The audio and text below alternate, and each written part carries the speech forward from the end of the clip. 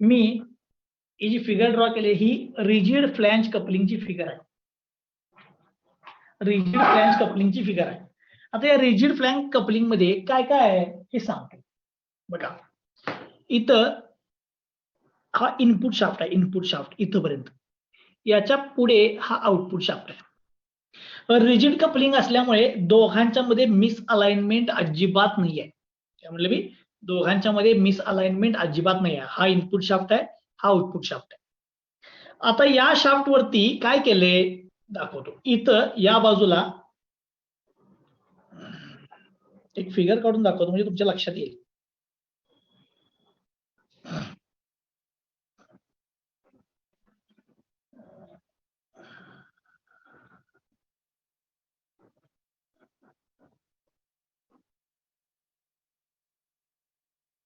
ठीक आहे. हे अशी एक फ्लॅंज आहे. फ्लॅंज त्याला हा जो पोर्शन आहे तो हबचा आहे. हा हब इथं बघा हब आणि ही दुसरी फ्लॅंज आहे. ह्या फ्लॅंजला इथं होल आहेत 4 असे. 1 2 3 पलीकडच्या बाजूला एक 4 असे 4 होल आहेत. ही फ्लॅंज जर तुम्ही इकडून बघितली तर ही अशी दिसते बघा. हीच फ्लॅंज आहे. हे बघा ही अशी दिसते. ठीक आहे. ही फ्लॅंज इथे ह्याला किवी आहे. किवी ह्याच्या आतमध्ये शाफ्ट जाणार. बरोबर उलट्या डायरेक्शन दुसरी फ्लॅंज आहे अशी सेम अशी.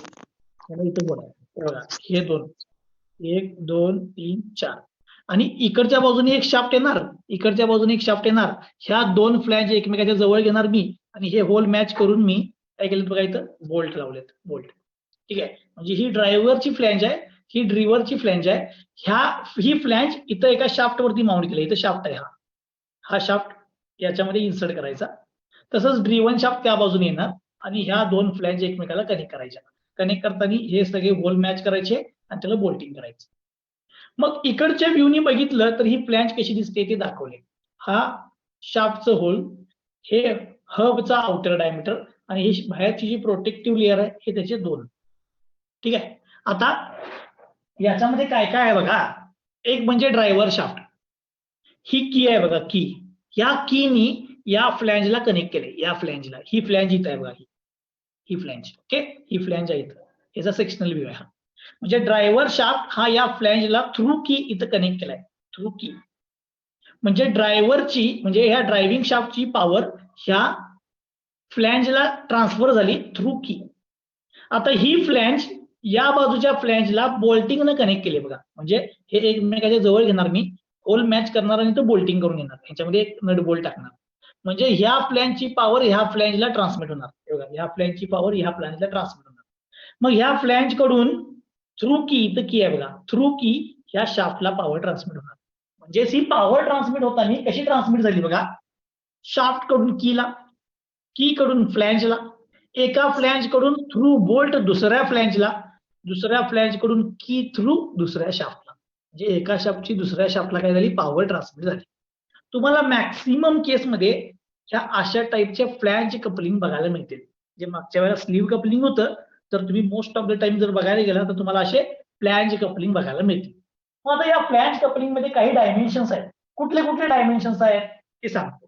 शाफ्टचा डायमीटर जो आहे, शाफ्टचा डायमीटर त्याला म्हणायचं डी. डी या शाफ्टचा डायमीटर हा जो आहे तो डी आहे. त्यानंतर हा बाहेर जो पोर्शन आहे बघा असा ह्याला म्हणतात हब. हा हब आहे इथे लिहिले बघा हब. या हबला एक इनर डायमीटर आहे आणि एक आउटर डायमीटर आहे. आणि हे हॉलो आहे ना बघा की एक इनर आहे एक आउटर आहे. हा इनर डायमीटर म्हणजे शाफ्टचा आउटर. शाफ्टचा जो डायमीटर असतो तो म्हणजे याचा इनर असतो. आणि याचा आउटर डायमीटरला मी म्हणले डीएच. याच्या आउटर डायमीटरला काय म्हणले डीएच म्हणजे आउटर डायमीटर ऑफ हब. आणि हबचा इनर डायमीटर म्हणजे काय असणार आहे स्मॉल डी.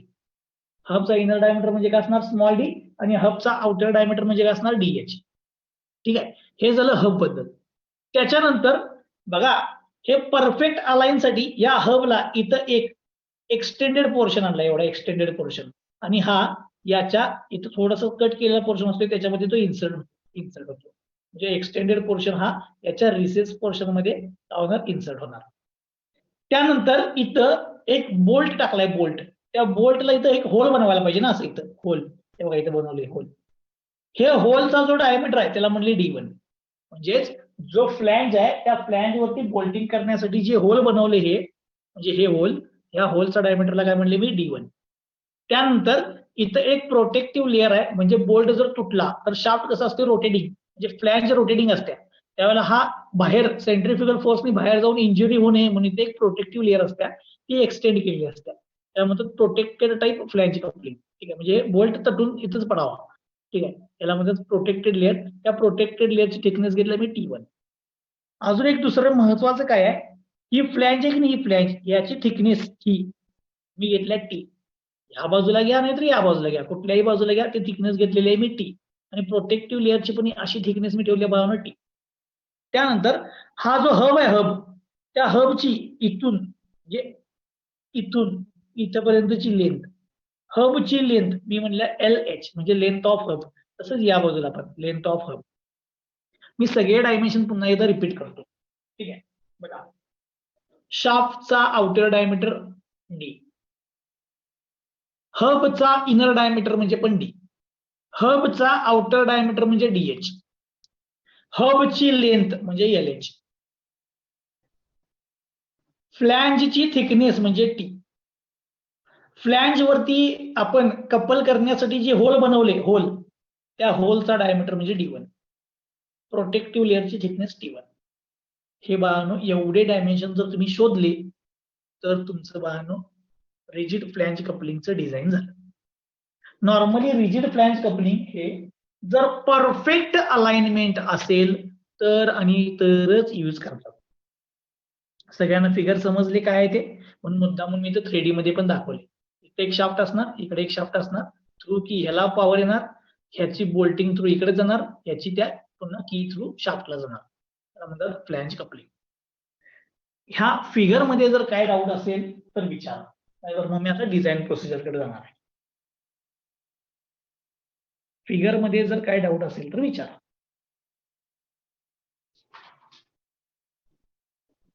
फिगर मध्ये काय डाऊट आहे बाळांनो? पटकन सांगा, नाहीतर काय मध्ये याला लय वेळ लागणार आहे.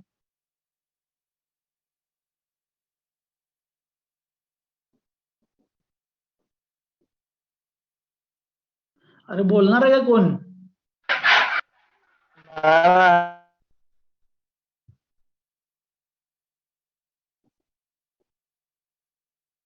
काय नाही. ठीक आहे, पुढे जा तुम्ही. आता मला जर डिझाईन करायचं असेल तर मला ह्या शाफ्टचं डिझाईन करायला पाहिजे. शाफ्ट इथं की आहे, कीचं डिझाईन करायला पाहिजे. शाफ्ट, की आणि ही फ्लॅंज, या फ्लॅंजचं पण डिझाईन करायला पाहिजे. म्हणजेच ह्या बाजूची फ्लॅंज आणि ह्या बाजूची फ्लॅंज जर रिजिड फ्लॅंज कपलिंग असेल तर सेम असतात. दोन्ही बाजूच्या फ्लॅंजेस सेम असतात, म्हणजे ही आणि ही सेमच असतात. फक्त उलटी करून इकडे बसवायची. ठीक आहे, त्यामुळे जर डिझाईन जर करायचं असेल तर पुन्हा कोणाचं करायला पाहिजे, एक म्हणजे शाफ्ट, दुसरं म्हणजे की आणि तिसरं म्हणजे फ्लॅंज. ठीक आहे, म्हणजे 3 एलिमेंट आहेत, शाफ्ट, की आणि फ्लॅंज. आता तुम्ही मला सांगा, या शाफ्ट वरती कुठला स्ट्रेस ऍक्ट होईल? शाफ्ट वरती कुठला स्ट्रेस ऍक्ट होईल?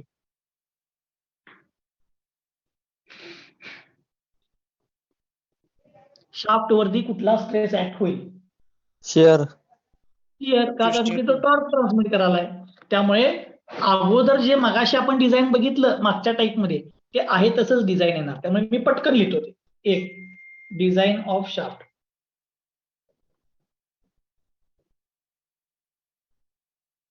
Shaft is subjected to twisting shear. Formula काय येणार? T/J is equal to tau by R. पुढचं लिहित बसत नाही.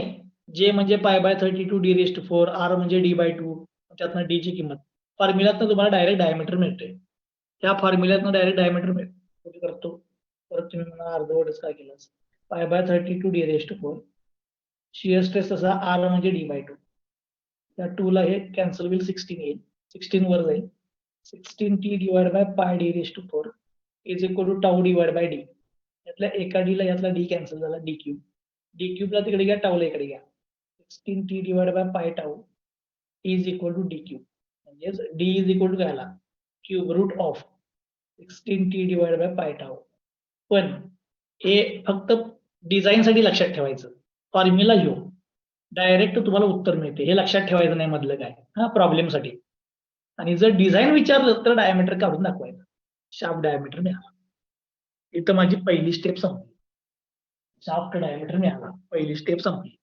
शाफ्टचं डिझाईन झालं. आता मला काय करायचं, फ्लॅंजचं डिझाईन. पण फ्लॅंजचं डिझाईन करायच्या अगोदर मी काही इम्पेरिकल रिलेशन सांगणार आहे. म्हणजे हा डी एकदा मिळाला की जवळजवळ सगळ्या व्हॅल्यू तुम्हाला इम्पेरिकल रिलेशननी मिळणार आहेत. इम्पेरिकल रिलेशन म्हणून मी आता लिहितो बाय इम्पेरिकल रिलेशन्स. आता मी भरपूर व्हॅल्यू सांगणार आहे इम्पेरिकल रिलेशननी. पण जसं प्रॉब्लेम मध्ये जसं तुम्ही पुढे पुढे पुढे जाल तसं तुम्हाला ते पाठ होत जाईल. प्रॉब्लेम मध्ये पुढे जाईल तसं पाठ होत जाईल. ठीक आहे, बघा तुम्हाला हबचं कुठलं डायमेन्शन माहित आहे? हबचं कोणतं डायमेन्शन तुम्हाला माहित आहे? हबचा इनर डायमीटर माहित आहे. इनर माहित आहे. तर हबचा आउटर डायमीटर, हबचा आउटर डायमीटर घ्यायचा 2 times of shaft diameter.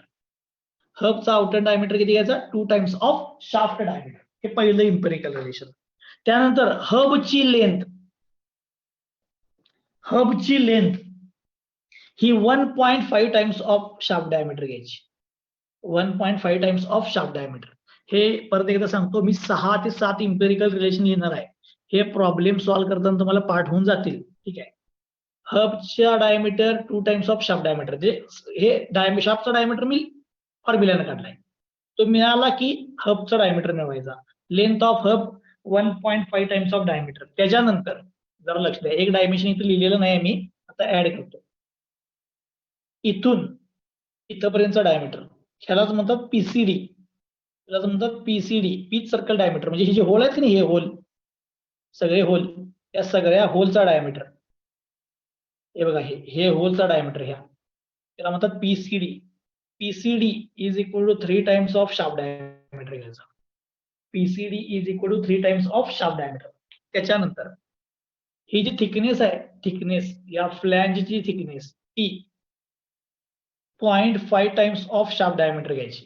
0.5 times of shaft diameter. त्याच्यानंतर प्रोटेक्टिव्ह लेअरची थिकनेस T1, ही प्रोटेक्टिव्ह लेअरची thickness 0.25 times of shaft diameter घ्यायची. 0.25 टाइम्स ऑफ शाफ्ट डायमीटर. त्याच्यानंतर इथं हा रिसेस पोर्शन आहे बघा, रिसेस पोर्शन. ह्या रिसेस पोर्शनचा डायमीटर त्याला म्हणतात DR, diameter of recess portion. आणि हा एक्सटेंडेड पोर्शन ह्याच्यामध्ये इन्सर्ट होणार आहे, त्याला घ्यायचं 1.5 टाइम्स ऑफ डायमीटर. म्हणजे थोडी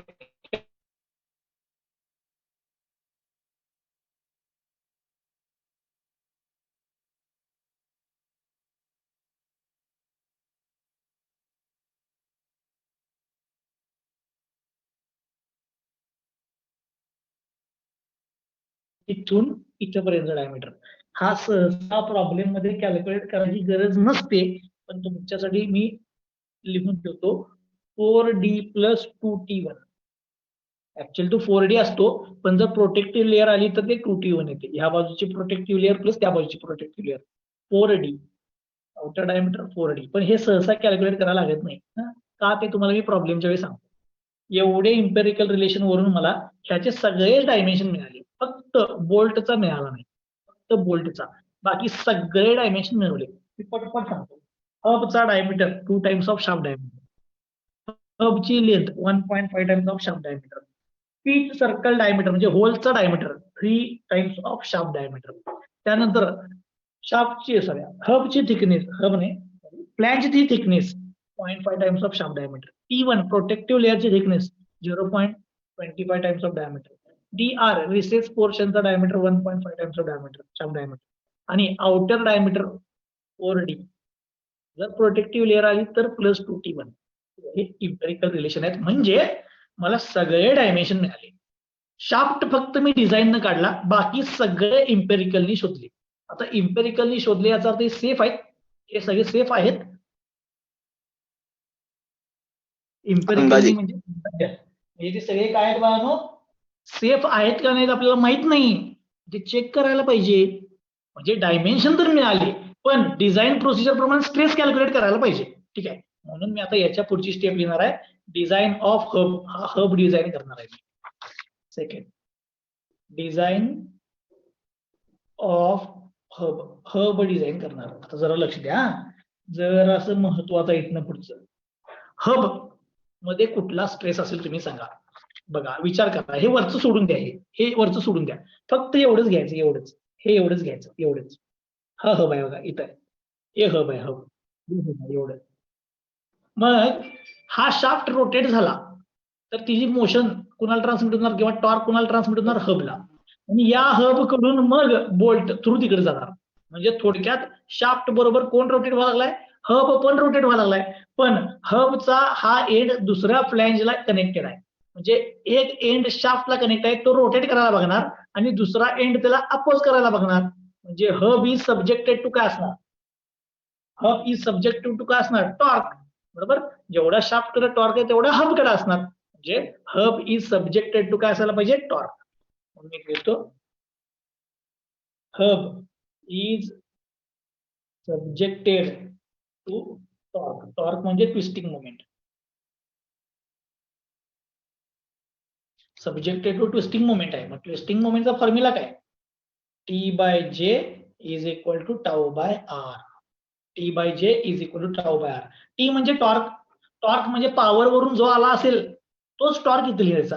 जे सांगा आता, जे हब, हा हब आहे बघा, हबला आउटर डायमीटर पण आहे, इनर डायमीटर पण आहे. म्हणजे हब हा हॉलो आहे, इथं आहे बघा, हब हा हॉलो आहे, तर त्याचा जे किती येणार, हब हा हॉलो आहे तर त्याचा जे किती येणार, जे म्हणजे पाय बाय 32, पाय बाय 32. पण त्याचा आउटर डायमीटर म्हणजे डीएच रेस टू 4 मायनस त्याचा inner diameter, outer diameter raise to 4 minus inner diameter raise to 4. हबचा आउटर मायनस हबचा इनर इज इक्वल टू टाऊला शोधायचा आहे, डिवाइड बाय आर.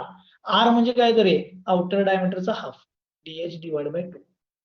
ह्या सगळ्या किमती शोधलेल्या आहेत मी, ह्या सगळ्या, ह्यातनं काय मिळवायचा, शियर स्ट्रेस मिळवायचा. So tau is equal to, हे सगळं इकडे घेतो, हे बघा, ह्या 2 ला कॅन्सल झालं, 16, 16 वर गेलं, 16t divide by pi DH raise to 4 minus D raise to 4 into हा टाऊ इकडे घ्या. आणि हा डीएच जो आहे, टाऊ येणार नाही, सॉरी, टाऊ बद्दल चालले, हा डीएच राहिला, डीएच इकडे घ्या, into DH. So shear stress is equal to DH इकडे घेतला, टी इंटू डीएच, 16 वर आला, pi DH raise to 4 minus D raise to 4. त्यातनं मला शियर स्ट्रेसची किंमत मिळाली. हा शियर स्ट्रेस जर परमिसिबल पेक्षा कमी आला तर हे डिझाईन काय आहे, सेफ. जर कमी नाही आला, जास्त आला तर डिझाईन काय, अनसेफ. म्हणजे मी हब सेफ आहे का नाही एवढंच चेक केलं. हब म्हणजे हे पोर्शन एवढं, ह्या बाजूचं घ्या नाही तर या बाजूचं घ्या, कुठलं पण घ्या. हब हे म्हणजे हे बघा, हे मोठा पोर्शन दिसतो ना, असं गोल, हा एवढा चेक केला. इथं मी हॅचिंग करतो असं, हे एवढंच चेक केलं, सेफ आहे का नाही. आता दुसरी गंमत बघा बाळांनो, याच्याकडून शाफ्ट कडून की आली, की कडून हबला आली, हब थ्रू कुठे जाणार, बोल्टला. पण समजा, माझा प्रश्न आहे, समजा शाफ्ट वरती एकदम रॅपिड टॉर्क लागला, रॅपिड टॉर्क, रॅपिड, एकदम रॅपिड, तर हे इथं कट होईल का रे, इथं हे पूर्ण फिरणार गोल. म्हणजे हे असं आहे बघा, हे हब आहे, ह्याच्यावरती ही फ्लॅंज आहे, हे पूर्ण गोल फिरणार. आणि असं जर मध्ये फिरलं तर इथं शियर होणार, इथं शियर म्हणजे या आउटर सरफेसवर. असं होऊ शकते काय, इथं आणि इथं शियर पूर्ण गोल असं शियर होऊ शकते. जर रॅपिड टॉर्क जर लागला तर हे पूर्ण गोल फिरणार आणि हे मधनं निघून जाणार.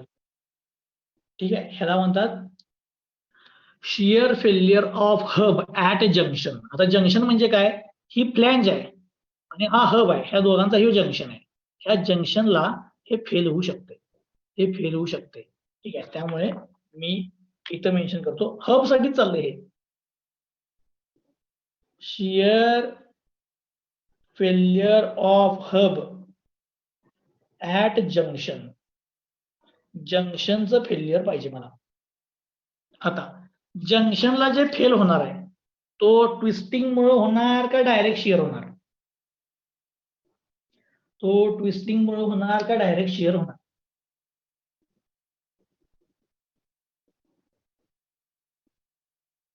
ट्विस्टिंग मुळे होणार का डायरेक्ट शियर होणार, हे मधनं डायरेक्ट कट होणार, ते ट्विस्ट होईल का इथं एवढ्या ह्याच्यात, ट्विस्ट होणार नाही. ते काय होणार बघा, डायरेक्ट शियर होणार. जर डायरेक्ट शियर झाला तर मग मला इथला बाहेरचा एरिया काढायला पाहिजे शिअर स्ट्रेस, म्हणून मी इथे फिगर ड्रॉ करतो. जरा लक्ष द्या आता. हबची फिगर आहे हब. हा हब आहे पूर्ण तुमचा. याच्या पुढे अशी फ्लॅंज होती, इथं फ्लॅंज होती अशी, पण ही फेल झाली, तर हे इथनं कट झालं बघा. हे हा एरिया लागणार तुम्हाला. हा हब आहे तुमचा, हा एरिया लागणार, एरिया ऑफ फेलियर. मग shear stress tau is equal to, formula काय असणार इथं, फोर्स डिवाइड बाय एरिया. हा एरिया किती येणार बघा, हा आउटरचा एरिया, ह्याचा सर्कम्फरन्स इंटू थिकनेस करायची. ठीक आहे, म्हणजे एरिया किती येणार बघा, याचा सर्कम्फरन्स किती असणार याचा, सर्कम्फरन्स म्हणजे ही पूर्ण गोल इंटू थिकनेस, म्हणजे हा बाहेरचा एरिया मिळतोय सगळा. सर्कम्फरन्स म्हणजे पाय डी, पण आउटर डायमीटर डीएच आहे, सो पाय डी एच इंटू थिकनेस, हा झाला एरिया. हा एरिया मिळाला. पण इथला फोर्स पण पाहिजे मला आता. आता लक्ष द्या, फोर्स कसा काढायचा सांगतो. फोर्स ही महत्वाची स्टेप आहे ती. इथं ऍक्ट होत असलेला फोर्स पाहिजे मला, इथं ऍक्ट होत असलेला फोर्स. तर हा फोर्स टॉर्क वरती डिपेंड असणार आहे. म्हणजे काय सांगतो, इथून टॉर्क कीला जाणार, की कडून हबला जाणार, आणि हब कडून या फ्लॅंजला जाणार, म्हणजे थ्रू इथून तो ट्रान्समिट होणार. मग इथला फोर्स पाहिजे ना, मग इथला टॉर्क काढा. म्हणून ते म्हणतो हे फोर्स शोधण्यासाठी आता पुढे चाललोय मी. Torque transmitted by, torque transmitted by, कोणी ट्रान्समिट केलेला, या जंक्शन. जेवढा आपला टॉर्क आहे तेवढाच टॉर्क ट्रान्समिट करायला पाहिजे.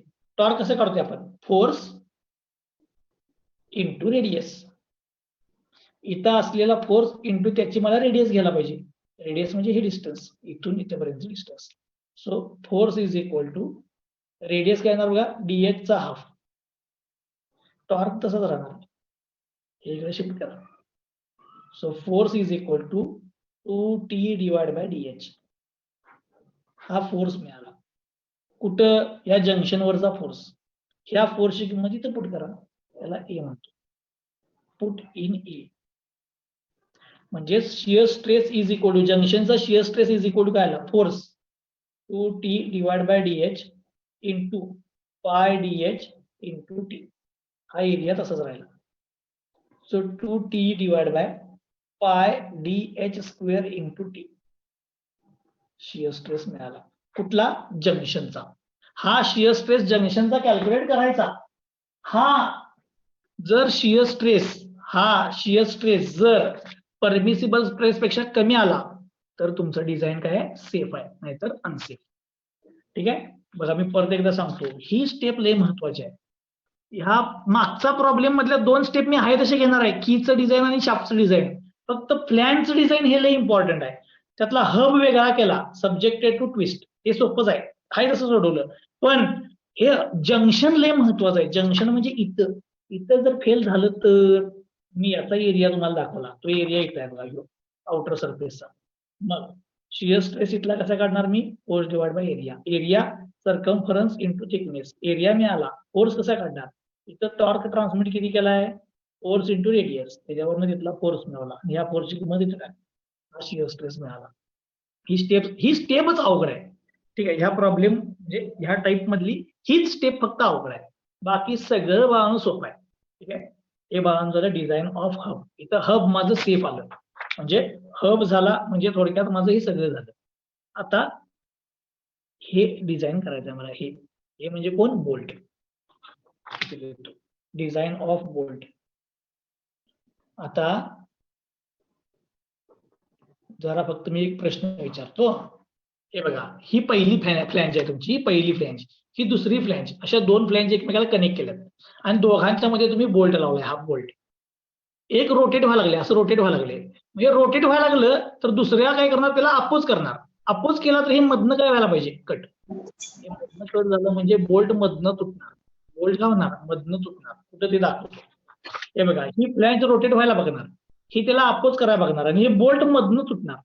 मधनं कट झालं म्हणजे काय झालं रे, तो शिअर झाला. काय झाला, शिअर. मी लिहितो, बोल्ट इज सब्जेक्टेड टू,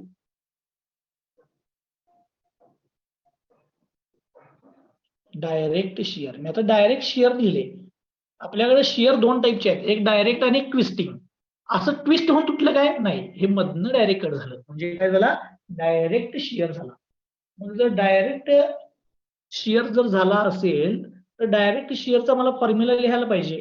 ठीक आहे, डायरेक्ट शिअरचा फॉर्म्युला मी दिलेला tau is equal to force divide by area. Tau is equal to force मला माहित नाही, मी शोधणार आहे, डिवाइड बाय एरिया. बघा जरा भावाने, एरिया बोल्ट कट झाला ना यो मधनं, तर बोल्टचा एरिया काय येणार आहे, पाय बाय फोर D1 चा square. Pi by four D1 चा स्क्वेअर. आता गंमत बघा, D1 ला शोधायचं आहे, म्हणजे मी तर स्ट्रेसची किंमत टाकणार, पण मला फोर्स माहित नाही. आता मी फोर्स शोधणार आहे, ह्याला म्हणतो मी इक्वेशन बी. मला फोर्स शोधायचा आहे. फोर्स कुणामध्ये ऍक्ट झालेला, तर या बोल्ट मध्ये ऍक्ट होत असलेला फोर्स. आता ही फिगर जरा ड्रॉ करतो. ही फिगर किती बोल्ट आहेत रे इथं, बोल्ट किती आहेत बघा, इथं बोल्ट किती आहेत टोटल, 4 बोल्ट आहेत. ठीक आहे, म्हणून मी इथं 4 बोल्ट दाखवतो. 1 2 3 4, 4 बोल्ट दाखवले. पण हे बोल्ट किती घ्यायला पाहिजेत याच्यासाठी एक नियम आहे. तो नियम काय आहे मी तो तुम्हाला आता सांगतो. जर शाफ्टचा डायमीटर जर तो 40 पेक्षा कमी असेल तर 3 बोल्ट घ्यायचे. शाफ्टचा डायमीटर जर 40 ते 100 मध्ये असेल तर 4 बोल्ट घ्यायचे, आणि शाफ्टचा डायमीटर 100 पेक्षा जास्त असेल तर 6 बोल्ट घ्यायचे. असा रूल आहे. 40 पेक्षा कमीला 3 बोल्ट, 40 ते 100 ला 4 बोल्ट, आणि 100 पेक्षा जास्त असेल तर 6 बोल्ट. पण मी असं कन्सिडर करतो, n नंबर ऑफ बोल्ट आहेत, 3 4 5 6 किती बी असू द्यात, n आहेत. किती आहेत, n दाखवल्यात 4, आपण त्याला का म्हणे n बोल्ट आहेत. ठीक आहे, मग माझा प्रश्न काय बघा, ज्या वेळेला ही फ्लॅंज रोटेट होणार त्यावेळेला ती ह्या बोल्ट वरती काय करणार, फोर्स अप्लाय करणार ना असा, तर हे रोटेट होणार, ही फ्लॅंज रोटेट होणार, म्हणजे याच्यावरती हा फोर्स असणार. दाखव या बोल्ट वरचा हा फोर्स. तसंच या बोल्ट वरती असा फोर्स ऍक्ट होणार, या बोल्ट वरती असा फोर्स ऍक्ट होणार, या बोल्ट वरती असा फोर्स ऍक्ट होणार, तर ते रोटेट होणार. बरोबर आहे का? म्हणजे मला प्रत्येक बोल्ट वरचा फोर्स आता काय करायला पाहिजे, डिटरमाइन करायला पाहिजे.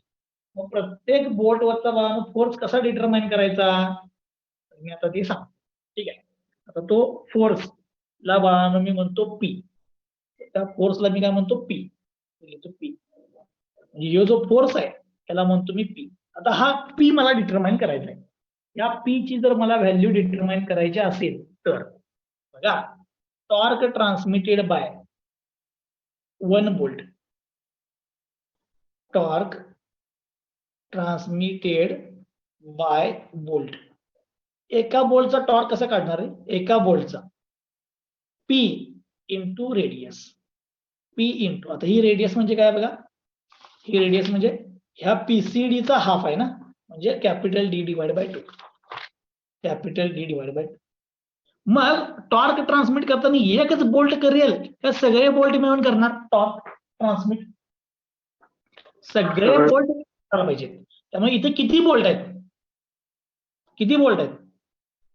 मी दाखवले 4, पण तुम्हाला मागाशी म्हणलं 3 4 5 ते डायमीटर वरती डिपेंड आहे, म्हणजे n नंबर ऑफ बोल्ट्स आहेत. ठीक आहे, म्हणजे हे मी लिहितो n नंबर ऑफ बोल्ट्स. 3 असेल तर 3 लिहायचं, 4 असेल तर 4 लिहायचं, 5 असेल तर 5 लिहायचं.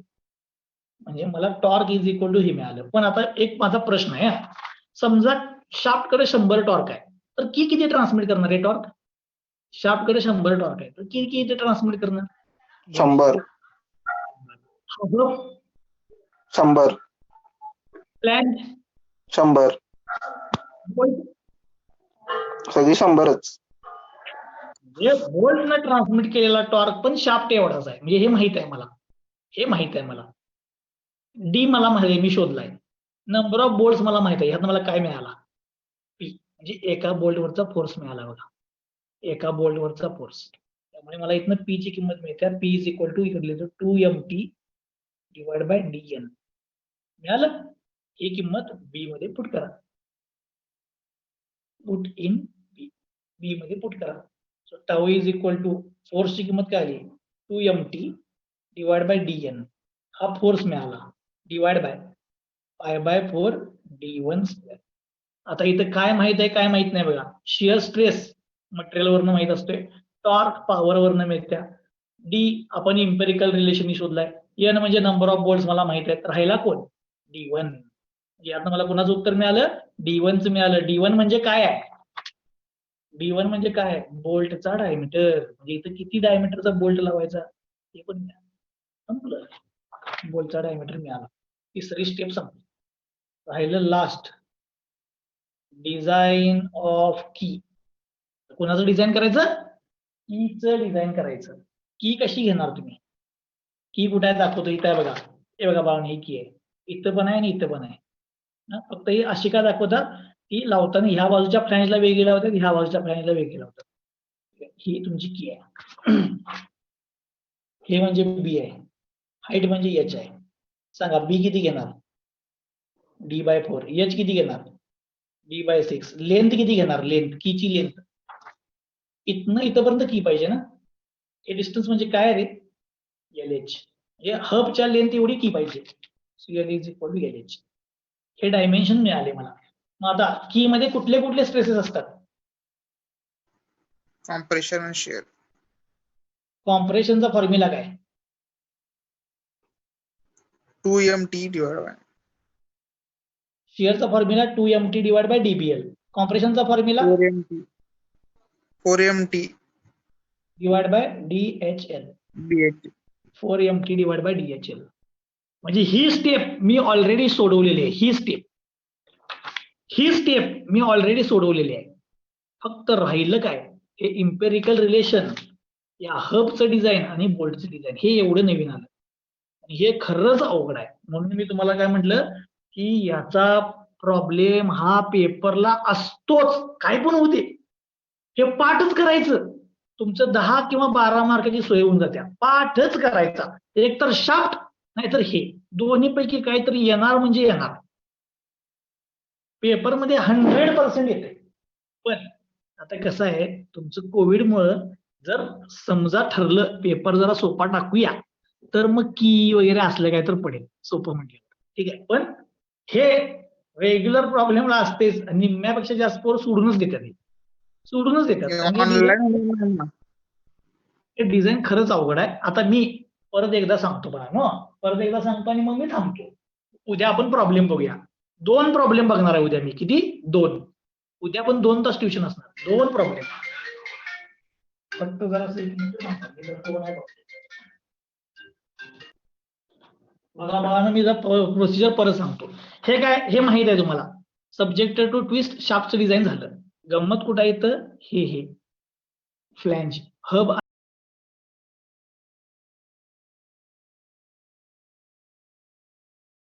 शाफ्ट डिझाईन तर आपण भरपूर वेळा केले आता, त्यामुळे शाफ्ट डिझाईन काय सोपं आहे. टॉर्शनचा फॉर्म्युला डायमीटर मिळाला. ह्या डायमीटर मिळाल्यानंतर हबचा आउटर डायमीटर 2D, हबची length 1.5D, PCD 3D, thickness of flange 0.5D, thickness of protective layer 0.25D, रिसेसचा diameter 1.5D, outer diameter 4D, plus जर प्रोटेक्टिव्ह लेयर असेल तर 2T1. हे पाठ होऊन जाईल प्रॉब्लेमच्या वेळेस. हा, इथे या. हबचं डिझाईन. हब म्हणजे काय? हे वरचं फ्लॅंज सोडून दिली फक्त एवढेच. ह्यातनं इथं टॉर्क ट्रान्समिट वाला म्हणजे हे सब्जेक्टेड टू टॉर्शन आहे. सब्जेक्टेड टू टॉर्शन आहे म्हणून टॉर्शनचा फॉर्म्युला वापरला. तेच वापरले, टॉर्शन आहे. हे इथपर्यंत सोपं आहे. हबचं डिझाईन पण होऊन जाते. खरी गंमत कुठे? त्या पोरं फसत्यात की इथं जंक्शनला. इथं काय होते, एकदम जोरात टॉर्क लागला तर काय होते, हा हब आणि ही फ्लॅंज हे गार करून फिरते, असं फिरणार आणि इथं फेल होणार आउटर पोर्शन वर. हे ठीक आहे. त्यामुळे तो आउटर पोर्शन मी इथं टाकला आहे बघा. हा इथं जर फेल झालं तर हे शिअर फेल्युअर असते. मग शिअर फेल्युअरचा formula force divide by area. मग इथला एरिया काढायला पण सोपा आहे. सर्कम्फरन्स इंटू लेंथ म्हणजे thickness. Circumference πdh into thickness मिळालं. पण फोर्स कसा काढणार? तर इथला फोर्स कसा काढला बघा. मी काय केलं, मी हब या फ्लॅंजला टॉर्क ट्रान्समिट करणार ते इथनं मधनं, म्हणजे इथं टॉर्क किती आहे, जेवढा शाफ्ट करायचा तेवढा इथं टॉर्क आहे, म्हणून मी इथला टॉर्क शोधला. Torque acting at junction, force into radius. जंक्शनची रेडियस आहे DH/2. टॉर्क मला माहित आहे, फोर्स मिळाला आणि ही फोर्सची किंमत इथं टाकली. मग तुम्हाला शिअर स्ट्रेस मिळाला. मग शिअर स्ट्रेस हा स्ट्रेस जर कमी आला परमिसिबल पेक्षा तर जंक्शन सेफ आहे, नाहीतर जंक्शनलाच फेल होणार. ते संपलं. त्यानंतर बोल्टचं डिझाईन. तर बोल्टचं डिझाईन पण सोपं आहे. जेवढा शाफ्टकडे टॉर्क आहे तेवढाच या हबकडे आहे, तेवढाच या बोल्टकडे आहे. त्यामुळे या चारही बोल्टकडे जो टॉर्क आहे तो टॉर्क इथे लिहिला बघा, टॉर्क ट्रान्समिटेड बाय बोल्ट. त्या बोल्टवरचा फोर्स इंटू रेडियस म्हणजे DH/2. अशी किती आहेत? 1 2 3 4 चौघं मिळून करणार म्हणून इंटू नंबर ऑफ बोल्ट. त्याच्यातनं एका बोल्टवरचा फोर्स मिळाला, एका बोल्टवरचा फोर्स. पण काय होणार, हे बोल्ट ही फ्लॅंज आणि ह्या फ्लॅंजच्या मध्ये कट होणार म्हणजे शिअर होणार. म्हणून त्याचा शिअर स्ट्रेस कसा काढला? Force divide by area. Me torque वरनं फोर्स कसा काढायचं ते सांगितलं. ही फोर्सची किंमत तिथे टाकायची आणि एरिया कसा काढणार? बोल्ट मधनं कट झालं π/4 d², त्याचा डायमीटरचा स्क्वेअर. त्यावरून तुम्हाला त्याचा शिअर स्ट्रेस मिळते. राहिलं डिझाईन ऑफ कीचं डिझाईन जे रेग्युलर आहे ते. म्हणून लक्षात एवढंच ठेवायचं, 1 नंबर आणि 4 नंबर ह्यात नाहीच आहे असं म्हणा, फक्त 2 नंबर आणि 3 नंबर. 2 नंबर आणि 3 नंबरचं ज्याला जमलं त्याला बघा हे पूर्ण डिझाईन जमलं. ठीक आहे, जरा अवघड आहे पण उद्या प्रॉब्लेम सॉल्व्ह करताना तुमच्या लक्षात येईल परत मी काय सांगतोय ते.